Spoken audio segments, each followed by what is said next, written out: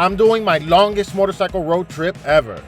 I'm riding from California to the world-famous Sturgis Motorcycle Rally, and we're going through some of the most beautiful places in America. That's 2,000 miles, 5 states in 5 days on a bike I'm not familiar with and that weighs 2 times the one I'm used to. If this is your first time here, what's up? My name's Ricky and I ride a 2018 Indian Scout Bobber. Back in 2020, I, like so many others, lost my job due to the pandemic. I had recently moved to Austin and had just gotten a promotion at work, and then just like that, it was gone. I had a motorcycle and a camera though. 2 things I was very passionate about, so I dedicated all my energies to that, and it changed my life. Next thing you know, Indian Motorcycle is flying me out to ride motorcycles in Arizona, and I'm in an ad for one of their bikes. I was doing something right, so earlier this year, I shot for the moon and asked them to give me a bike to ride to Sturgis with my buddy. You see, I've always wanted to do a long motorcycle road trip, but I don't have the bike for that. I can't get a new one because the way that my bank account is set up. And I'm definitely not trading it in. Well, guess what? They said yes, but there was a catch. They had to fly us out to California to pick up the bikes. 2 Indian Pursuit Dark Horse Premiums. Say what? Let me get this straight. You're flying us both out to California and you're giving us 2 of your latest touring bikes with all the bells and whistles? Yes, please, and thank you very much. I am nervous about the weight though. I've ridden big bikes before, but nothing like this. Especially when you consider the weight of all the gear I was bringing with me, which not only did we have to travel with on a plane, it also had to fit on a bike we didn't have access to. This complicated things, obviously. What's up? Just made it to the OC and look at who I'm with. Mr. John, how was your flight? It's good, it's good. Good, 2 thumbs up. So now we're at the OC. It is 11:13 and we got to pick up the bikes at 12:30. So from then and now, we are going in and out. Isn't that delicious? It looks good, right? We have In-N-Outs in Texas, but you might as well call it something else. We finally made it to the bikes. We just came here to Brandvat to pick up our bikes. What do you think? What do you think about the color you got? Oh yeah, way better than yours. Gonna ask. This is the one I'm riding to Sturgis. One of the things that I noticed immediately, high weight pegs. These are the same bikes you've seen on the Epic Pursuit series on YouTube. Billy's the one that has been taking care of them, so it was great to get a rundown directly from him. Now for the moment of truth. Will all my gear fit on the bike?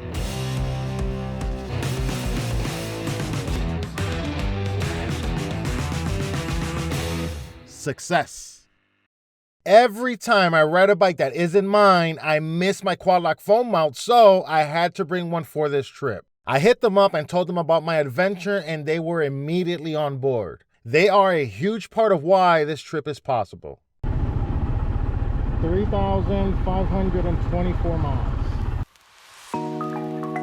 I couldn't believe this was actually happening. 2 fucking pursuits?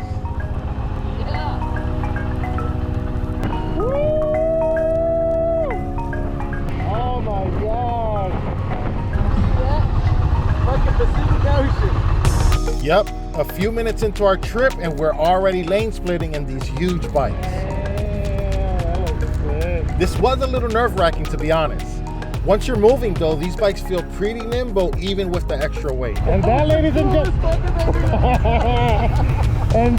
and gentlemen, is lane splitting. Yeah, and it's great. Everybody's flipped. Yeah. It was like, what the if it was Texas, you move. 3 fist bumps in a matter of minutes? That's a sign of a good day. The plan was to visit Rolling Sands and then go back to the hotel. The next day, we were riding through 100+ degree weather on our way to Arizona, and on paper, it was gonna be one of the most challenging days of our trip. Wow, this is beautiful. So we just got here to California, and our first stop is Rolling Sands. We're getting a little private tour here. You heard what he said? It was Brad Pitt's, one of Brad Pitt's bikes. Oh, is it? And we got to see Frankie Garcia's bikes, man. They are gorgeous. Frankie, you gotta let me take one of those on a spin, man. They're so beautiful.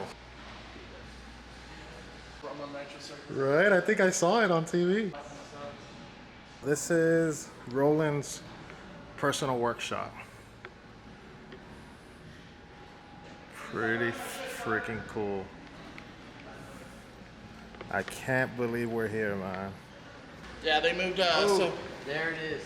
Look at it That's right that there. Jeep. That is so gorgeous. Yeah, so like the tanks in the front end are off at 35, and then the rest of it they built like it's all new. Oh yeah, there's his dad's bike. Oh, okay. Because I think his dad crashed it and something happened, and so he sold it off and then got it back. Him and his dad like built it up and they did a whole thing.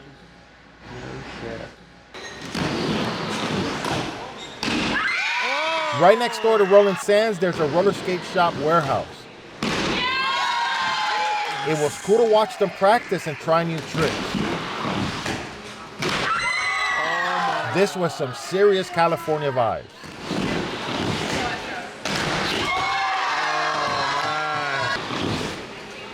Whoa!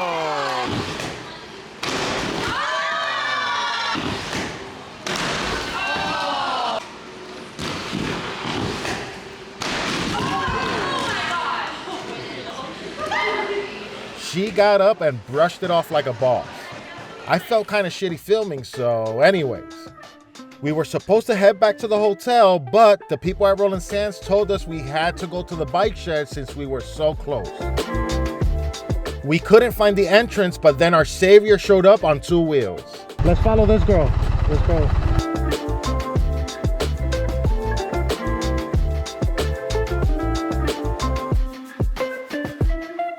I felt comfortable on the bike while moving, but at slow speeds, I could feel the weight. Officially at the bike shed. This was a good idea.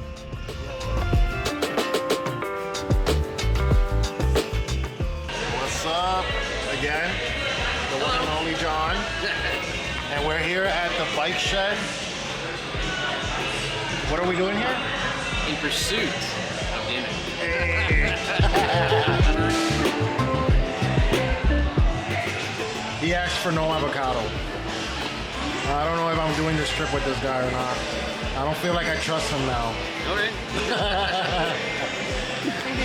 What do you think about this guy saying no avocado? It's definitely not Californian, but we already figured that out. Yeah. I love this concept. You have everything you need as a biker in one spot. Not that I would know anything about that, but you know. Everyone was super cool and welcoming.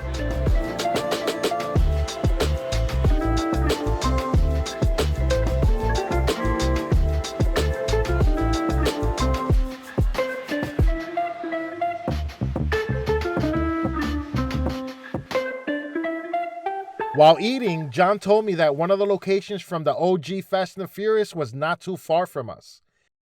We should head back to the hotel, but I couldn't say no. Going through a motorcycle clubhouse was not part of the plan. Be cool, be cool. Well, this is something I wasn't expecting. See that right there? That is Toretto's house, Fast and the Furious. Isn't that wild? I'm kind of freaking out, to be honest, guys. There it is. That first Fast and the Furious movie means a lot to me. It brings really good memories of my late best friend and cousin, Gabi. Something I wasn't expecting to see was Toretto's Market. It was actually just down the street from the house. Check out all the tire skid marks. The people that live around here must be huge fans of the movie.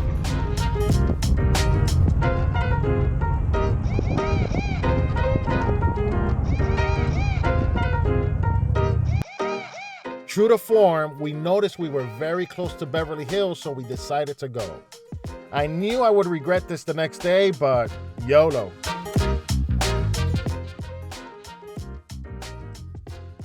We made it back to the hotel super late. What a hell of a way to start off the trip. The crazy part is that this isn't even day one. I was exhausted though.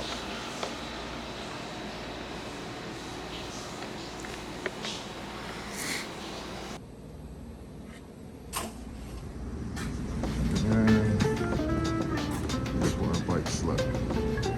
It is 4:30-ish in the morning and we're headed to Phoenix.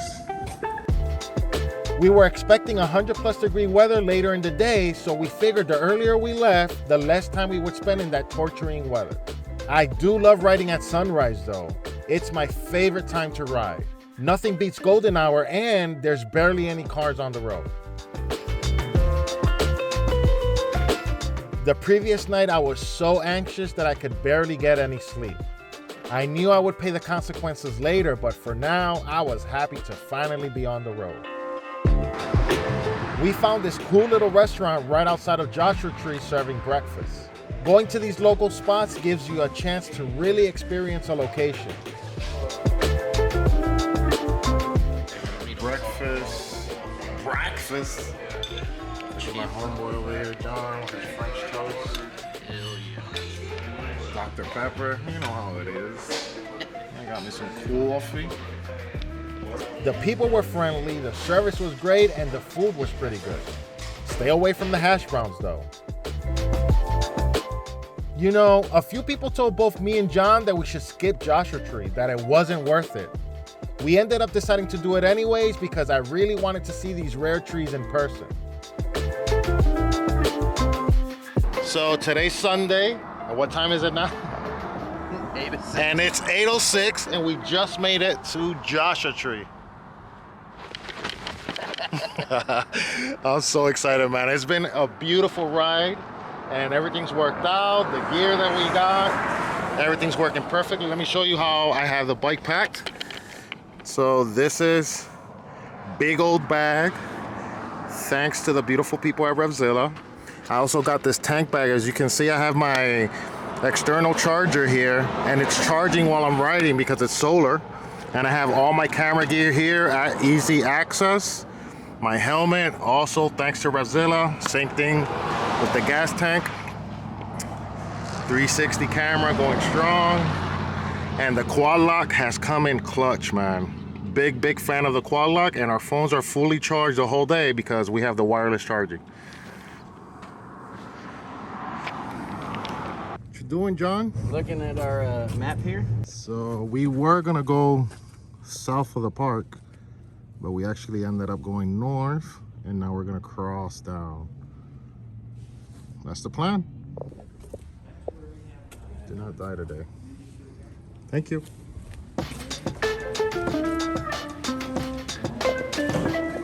Good morning. While going through the park north to south, you go through two distinct deserts. The Mojave Desert, which is what we're seeing now, and the Sonoran Desert.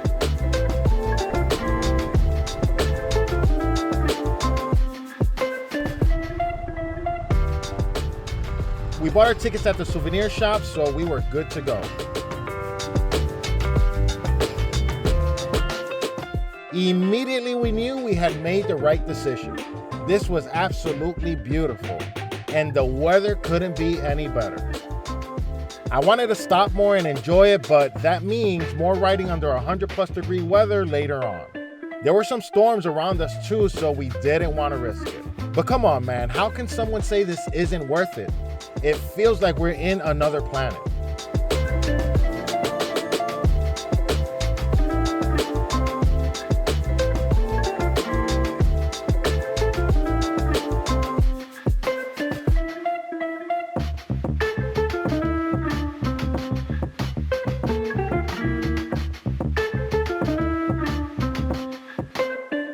So we're here. What's the name of this? Hidden Valley. I was a tour guide at the rainforest back in Puerto Rico, and this is such a contrast. It's fascinating to see how Mother Nature adapts to a hostile environment. John, wake up. It was already pretty hot, so we got back on the road. I got this 360 camera specifically for this trip, and I'm so happy I did. I'm in love with these angles.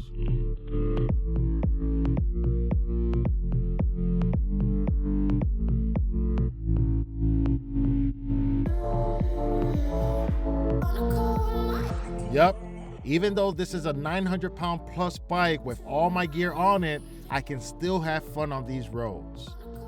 That's what's so surprising with the Challenger platform and now the Pursuit.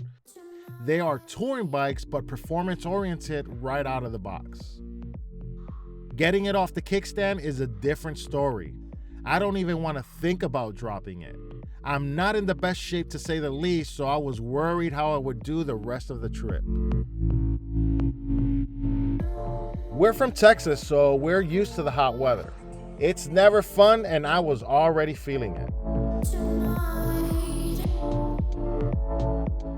This is the Sonoran Desert, and you can see how different it looks from the Mojave.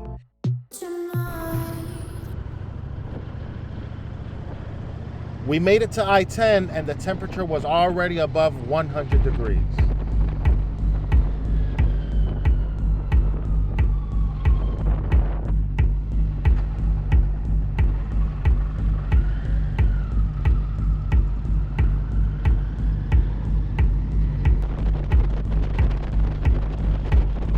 After a few hours of this and 108-degree weather, we stopped for lunch. So we just went through, what's that, Colorado Desert? Yeah. Colorado Desert, and it was hot, extremely hot. So much that I even forgot to bring down all my camera. Did I actually? Didn't I? Oh my God, I was not thinking straight. I did bring my camera with me. All of a sudden, I noticed this wall of sand to our right. I've never seen anything like this. At first, we thought we might miss it. It was gonna be a close one.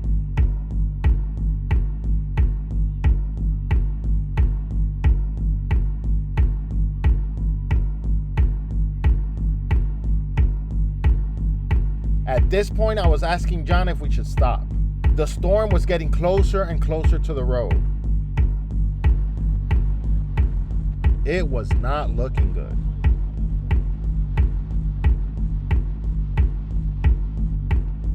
Well, I guess we're doing this. I had no idea what to expect.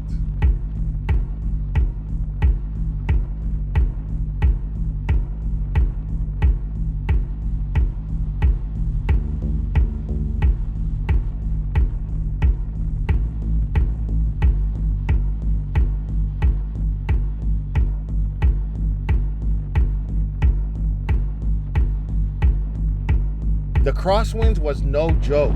Look how it pushes us around even on these heavy bikes. I can't imagine getting caught in this on my Indian Scout bobber.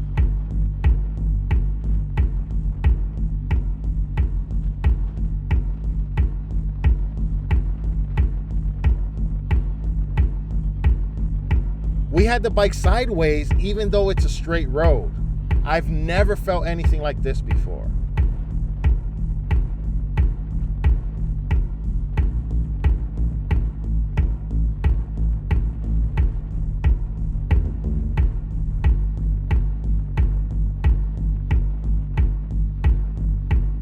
I spent so much time imagining how this trip would go. I never thought it would start off like this.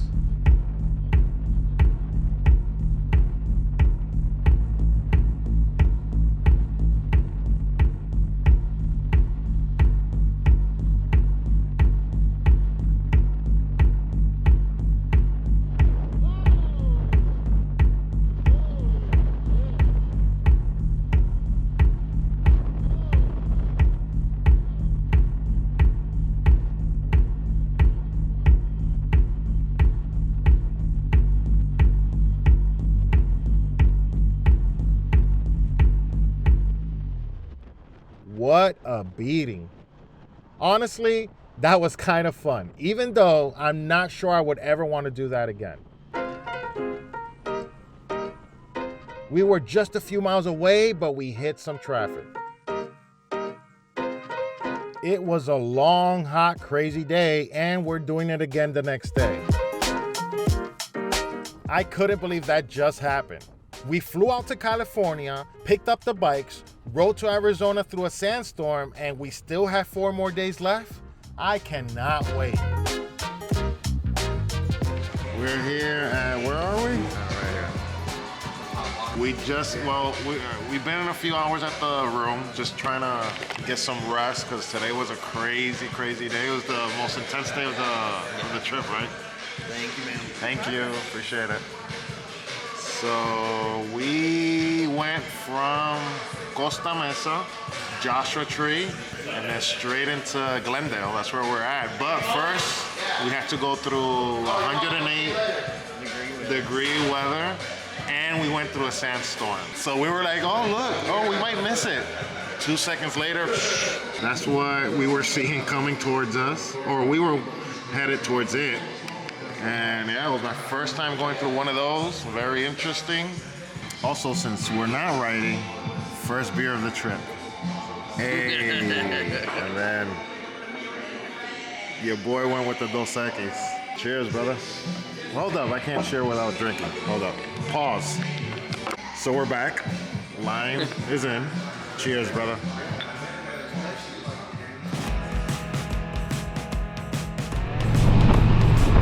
Oh shit. Holy fuck. Oh my god, that's scary.